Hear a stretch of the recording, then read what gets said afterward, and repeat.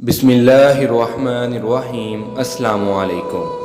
14 اگست 1947 کا تاریخی دن، جس دن ایک اسلامی ملک آزاد ہوا جس سے پوری دنیا کے کفار کو تکلیف تھی۔ آج کی میری اس ویڈیو کا مقصد یوم آزادی پر ہماری ذمہ داریاں کی نشاندہی کرنا ہے۔ آزادی ایک نعمت ہے، اس کی قدر ان کو ہوتی ہے جنہوں نے کچھ کھویا ہوتا ہے، اس کے لیے یا جن کے پاس یہ نعمت نہیں ہوتی۔ اس سے پہلے اگر آپ نے ابھی تک سچ کی جستجو کو سبسکرائب نہیں کیا تو سبسکرائب کر دیں اور ساتھ بیل کے بٹن پر کلک کر دیں۔ تو شروع کرتے ہیں آج کی ویڈیو۔ ہمارے پیارے ملک کو آزاد ہوئے آج پورے 73 سال ہو گئے ہیں، اور 14 اگست کا دن ایک خاص اہمیت کا حامل ہے اور حب وطنی کے جذبے سے بھرپور ایک خاص دن ہوتا ہے۔ ایک ایسا دن جس کا بچوں اور نوجوانوں کو عید کے دن کی طرح ہی انتظار ہوتا ہے۔ گھروں، چھتوں، گاڑیوں، موٹر سائیکلوں کو الگ سجانا شروع کر دیتے ہیں۔ بچوں کے اسکولوں، کالجوں وغیرہ میں بھی خاص پروگرام ہوتے ہیں۔ کچھ تجزیہ نگاروں کے تجزیے، کالم نویسیوں کے کالم بہت عجیب اور حیران کن انداز میں بات کرتے ہیں۔ 14 اگست کی اہمیت اور اس کی بنیاد کو کھوکھلا کرنے کے لیے سازشیں کرتے رہتے ہیں، اور کچھ حضرات بیرون ملک سے خرچہ لے کر پاکستان کی ساکھ کو نقصان پہنچانے کی کوشش کرتے ہیں۔ انہیں غیرت کھانی چاہیے، اور انہیں بتانا چاہتا ہوں کہ 14 اگست صرف ایک دن نہیں بلکہ ایک خاص تہوار ہے جس دن پاکستان معرض وجود میں آیا۔ 14 اگست آزادی اور جشن آزادی کا مفہوم کیا ہے؟ عام لوگ اور بالخصوص نئی نسل کی اکثریت اس سے بالکل بے بہرہ ہے۔ ان پڑھ تو چلو پروپیگنڈے کا شکار ہیں، لیکن پڑھے لکھے بھی اس میں شامل ہیں۔ آزادی کا تصور ان سب کے لیے ایک مجرد اور رومانوی تصور کی حیثیت رکھتا ہے۔ وہ بس یہ سمجھتے ہیں کہ ہم نے 14 اگست کو آزادی حاصل کی۔ کس سے حاصل کی، کیوں حاصل کی اور کیسے حاصل کی، ان بنیادی سوالات سے انہیں کوئی سروکار نہیں۔ اس روز ایسے بینرز بھی آویزاں کیے جاتے ہیں جن پر آزادی کے شہیدوں کو سلام پیش کیا جاتا ہے۔ اس بے خبری کا نتیجہ یہ برآمد ہو رہا ہے کہ 14 اگست اور آزادی کا تصور محض ایک خالی خولی نعروں میں تبدیل ہو گیا ہے، اور ظاہری ٹیپ ٹاپ دکھاوا، ہلڑ بازی اور لاقانونیت اس دن کی پہچان بنتی جا رہی ہے۔ ہم لوگ سارا سال پاکستان کی کمزوریوں پر مباحث میں الجھے رہتے ہیں، جو خصوصاً اگست کے مہینے میں مزید دھواں دار صورت اختیار کر لیتی ہیں۔ لیکن اگر سال میں ایک دن یہ بھی سوچ لیا جائے کہ گزشتہ ایک سال میں ہم نے ایک پاکستانی ہونے کی حیثیت سے کیا کیا ہے، ہمارا کون سا عمل صرف اور صرف پاکستان کے مفاد کے لیے تھا، تو شاید بہت سی بے مقصد باتوں پر بحث میں وقت ضائع نہ ہو۔ 14 اگست کا دن پاکستان میں قومی تہوار کے طور پر بڑے دھوم دھام سے منایا جاتا ہے۔ اس کے علاوہ پاکستانی جو بیرون ملکوں میں مقیم ہیں وہ بھی بہت جوش و خروش سے اس دن کی تقریبات کا اہتمام کرتے ہیں۔ اس دن نہ صرف پاکستان بلکہ بیرون ملک میں بھی لوگ پاکستانی جھنڈوں سے گھروں، کمروں، اپنی رہائش گاہوں کو سجاتے ہیں، دنیا کو دکھاتے ہیں اور بتاتے ہیں کہ پاکستان اس دن آزاد ہوا تھا، اور دو قومی نظریے کی اہمیت اجاگر کرتے ہیں کہ پاکستان کیوں بنا۔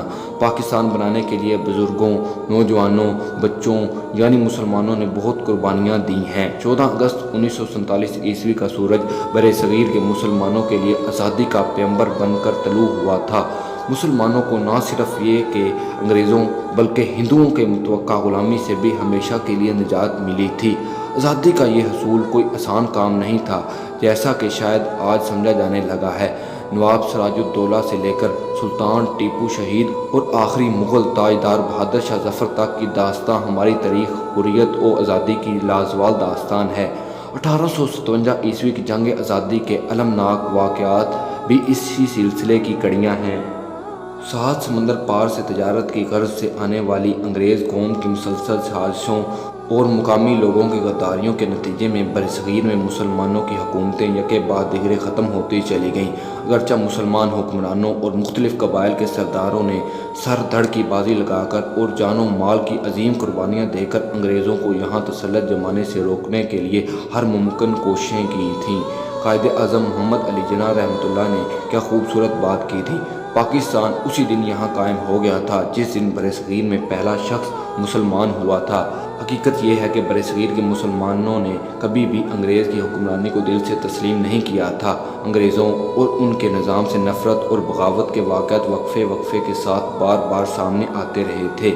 برطانوی اقتدار کے خاتمے کے لیے برصغیر کے مسلمانوں نے جو عظیم قربانیاں دی ہیں اور جو بے مثال جدوجہد کی ہے، یہ ان کی اسلام اور دو قومی نظریے پر غیر متزلزل ایمان و یقین کی واضح ثبوت ہے۔ انہی قربانیوں اور مسلسل جدوجہد کے نتیجے میں بالآخر پاکستان کا قیام عمل میں آیا تھا۔ جب ہم تحریک پاکستان کی تاریخ پر نظر ڈالتے ہیں تو اس تاریخی جدوجہد میں یہ بات سب سے زیادہ نمایاں طور پر ہمیں نظر آتی ہے کہ مسلمان اپنے جداگانہ اسلامی تشخص پر گامزن تھے۔ یہی نظریہ پاکستان اور علیحدہ وطن کے قیام کی دلیل تھی۔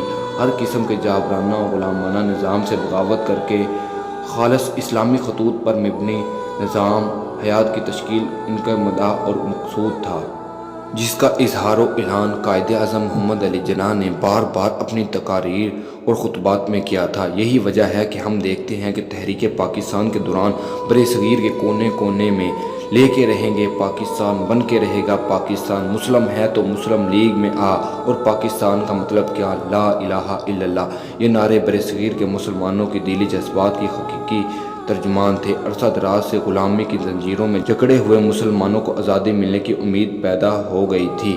وہ اس بات کو اچھی طرح سمجھتے تھے کہ اگر یہ موقع ہاتھ سے نکل گیا تو پھر انگریزوں کے چلے جانے کے بعد وہ ہمیشہ ہمیشہ کے لیے ہندوؤں کی غلامی میں چلے جائیں گے۔ وہ ہر طرح کے سامراج سے چھٹکارا چاہتے تھے۔ اس مقصد کے حصول کے لیے بڑی سی بڑی قربانیاں دی جا سکتی تھی، مگر اس مقصد سے پیچھے ہٹنا انہیں گوارا نہ تھا۔ پاکستان کا قیام رمضان المبارک 1368 ہجری بمطابق 14 اگست 1947 عیسوی میں عمل آیا۔ 13 اپریل 1948 عیسوی کو اسلامیہ کالج پشاور میں تقریر کرتے ہوئے بانی پاکستان نے فرمایا، ہم نے پاکستان کا مطالبہ زمین کا ایک ٹکڑا حاصل کرنے کے لیے نہیں کیا، بلکہ ہم ایسی جائے پناہ چاہتے ہیں جہاں ہم اسلامی اصولوں کے مطابق زندگی بسر کر سکیں۔ پاکستان کرۂ ارض کا واحد ایسا ملک ہے جس کی بنیاد ایک نظریے پر رکھی گئی اور وقت کے شفاف طاقتوں سے اس نظریہ کو منوانے کے لیے اسلامیان ہند نے جو ان گنت قربانیاں دیں، اقوام عالم کی تاریخ میں ان کی مثال نہیں ملتی۔ برسہ برس کی جدوجہد کے بعد ایک اللہ، ایک رسول صلی اللہ علیہ وسلم اور ایک قرآن پر ایمان رکھنے والوں نے ایک قائد کی قیادت میں پاکستان اس نظریے کی بنیاد پر حاصل کیا کہ مسلمان ایک علیحدہ قوم ہے جس کا طرز زندگی، ثقافت اور دین سب سے الگ ہے۔ اس قوم کا کسی بھی دوسری قوم میں یا قومیت میں ضم ہونا قطعی طور پر ناممکن ہے۔ دو قومی نظریہ کیا یا اس کی بنیاد کیا ہے، اس کا انداز بانی پاکستان حضرت قائد اعظم محمد علی جناح کی اس تقریر سے کیا جا سکتا ہے جو انہوں نے 8 مارچ 1944 عیسوی کو علی گڑھ یونیورسٹی میں طلباء کے اجتماع میں کی تھی۔ انہوں نے کہا تھا، پاکستان اس دن معرض وجود میں آ گیا تھا جب ہندوستان میں پہلا غیر مسلم مسلمان ہوا تھا۔ اس طرح 17 نومبر 1945 عیسوی کو بابائے قوم نے ایڈورڈ کالج پشاور میں تقریر کرتے ہوئے فرمایا، ہم دونوں قوموں میں صرف مذہب کا فرق نہیں، ہمارا کلچر ایک دوسرے سے الگ ہے۔ ہمارا دین ہمیں ایک ضابطہ حیات دیتا ہے جو زندگی کے ہر شعبے میں ہماری رہنمائی کرتا ہے۔ اس ضابطہ کے مطابق زندگی بسر کرنا چاہتے ہیں۔ 14 اگست وہ دن ہے جب ہر ایک کو اپنی ذمہ داریاں ادا کرنے کا عہد کرنا ہوگا۔ پاکستان جیسی فوج کسی ملک کے پاس نہیں ہے، پاکستان جیسی عوام کسی ملک کے پاس نہیں ہے، بس چند ایک دشمن ممالک کے ایجنٹ جو پاکستان کے خلاف بھگتے ہیں۔ کبھی سندھ تحریک شروع کرتے ہیں اپنے آقاؤں کو خوش کرنے کے لیے تو کبھی بلوچستان میں TTP آ جاتی ہے، کبھی انڈیا کلبھوشن لانچ کرتا ہے تو کبھی امریکہ شکیل افریدی لانچ کرتا ہے، کبھی خیبر پختونخوا میں PTM آ جاتی ہے۔ اس کے نمائندے پاک فوج کی چوکیوں کو نشانہ بناتے ہیں، پاک فوج کے خلاف نعرہ بازی کرتے ہیں، دہشت گردی پھیلاتے ہیں۔ پاکستان کی عوام کو چاہیے کہ پاک فوج کے ساتھ کھڑی ہو جائے۔ جس ملک کی فوج نہیں ہوتی وہ کبھی کامیاب ہو ہی نہیں سکتی۔